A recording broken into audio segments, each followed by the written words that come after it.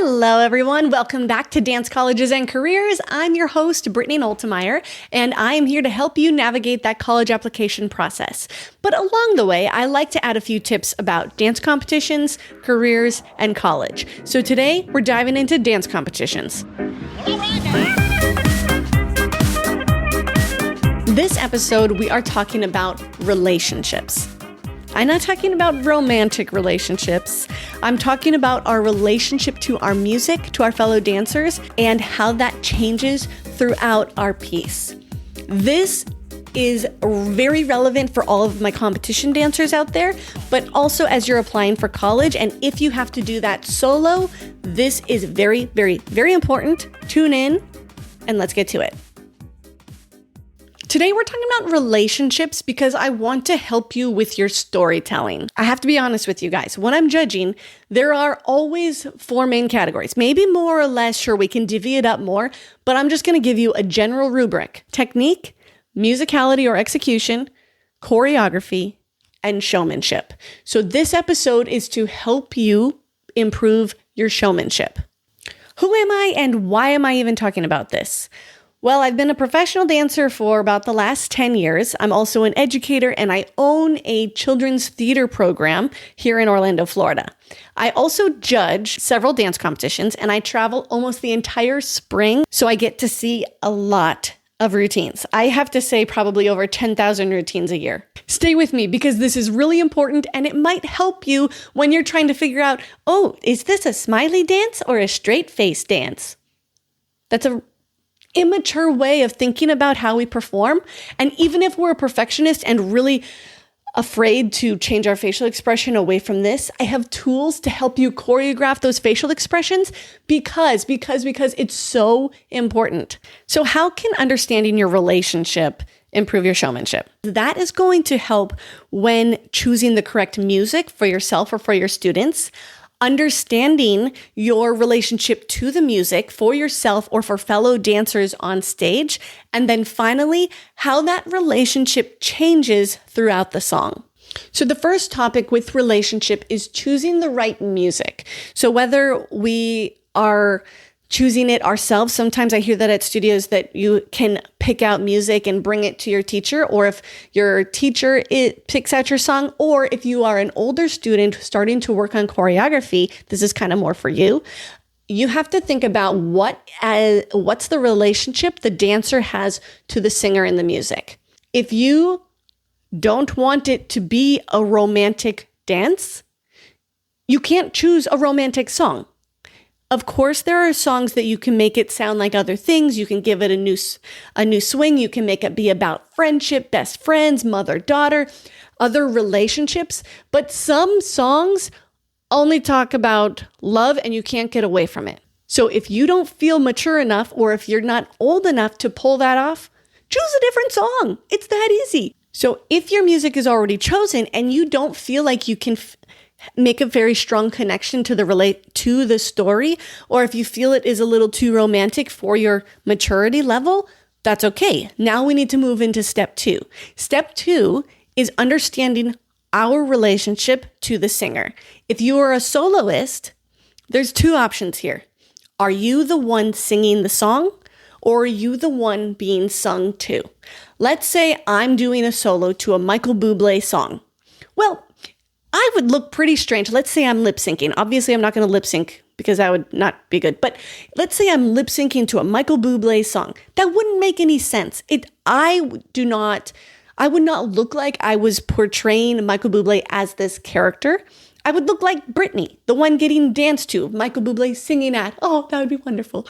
In that scenario, Michael Bublé singing the song, I am the dancer he's singing to. Or so maybe let's say I am the friend, daughter, or love interest that he's singing to. Or if I were to be performing a musical theater song to show off that Sutton Foster sings, I can act like that character and I can pull that off. Basically, the test is, if I were lip syncing it, would it make sense on my body, or would it be really confusing? Because you don't want to confuse the audience. So as a soloist, are you the one singing the song, or are you being sung to? If it's an instrumental, The thought process is a little different, but you still have to create dialogue to your instrumental piece. Nobody wants to see 3 minutes of this. I don't care how heart-wrenching it is. It doesn't make sense. It would be like me talking like this for 3 minutes and you would really lose interest even though my legs are going woo, woo, woo, because it doesn't make sense. That's a good place to start as a soloist. Let's talk about the other dancers on stage. If you're in a duo or trio, I think this is one of the easiest areas to connect. Almost always we're really good friends, right? If nothing else, we've been teammates for a long time and we have a really strong connection to our partner. Whether we're in a fight or not, we still have a strong connection. We understand them and they're family. They're our best friends. And so you have to look at each other, connect with each other, and decide what your relationship is. And this is where we get into our third point. This is where the relationship goes. So where it starts at the beginning of the song, where it is in the middle, and where it is at the end. A couple examples. Are you guys best friends? Is it a love interest? Are you family? Like big sister, little sister, or big brother, little whatever? Or are you enemies? Is it a contemporary piece where you're like this the whole time and you're staring each other down? If you're enemies, where does it go in the middle? And then who wins at the end? I can't tell you how many times I watch routines where we just walk past each other and we exit. And it's like, oh, okay, so what happened? What was the conclusion? Sometimes it makes sense. Sometimes it feels like an unfinished story. So it's your job to finish the story. Give the relationship immediately, tell the story, and complete the story. We want to know what happened. We are invested in your story and we want to be entertained. We don't want to be confused.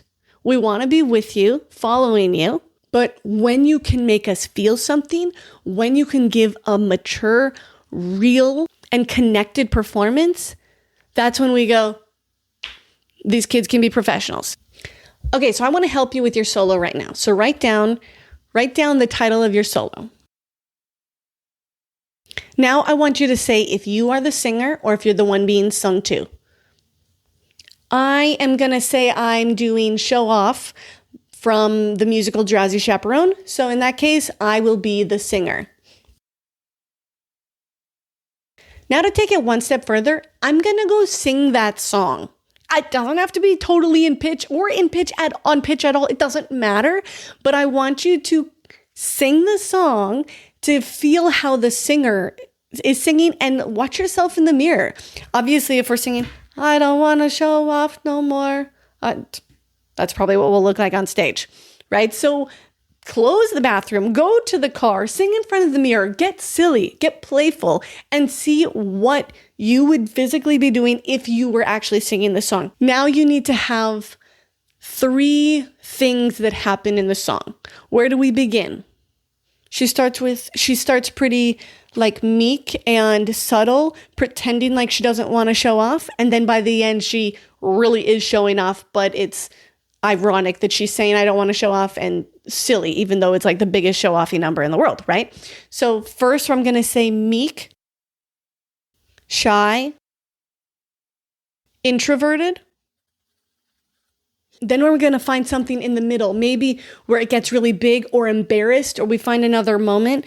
And then at the end, it's big again. But it can't just be big, big, big, big, big, because then there's no ebb and flow of the piece and it's not interesting. So you need to create moments where it gets big and it gets small again, not only physically, but it has to show up here, just like it does in her voice, because her song has dynamics, just like your expression should, as if you were singing it. Now, finally, before you get up and do your dance, go sing the song again now, just a little bit more in tune with how you should be reacting to the song. This should be a fun project. It might not be for some of you. You might be so stressed about this, but that's why you need to do this. That's why you have to do this right now. And you probably have to do this exercise 10 times more than other people who might be more extroverted or might be just more comfortable with changing up the facial expressions. I'm here to tell you, your judges want to be entertained. Your audience wants to be entertained. It's not only about the kicks and turns. And it is a lot more than just when your teacher says smile. At least it can be. And I believe that you can do it if you do a little extra homework. It doesn't get easier unless you practice it and use the tools to make it better. I know you can do it. Please come out and entertain us. Excited to see what you got. Have a great day. Thanks for listening. Make sure you subscribe below.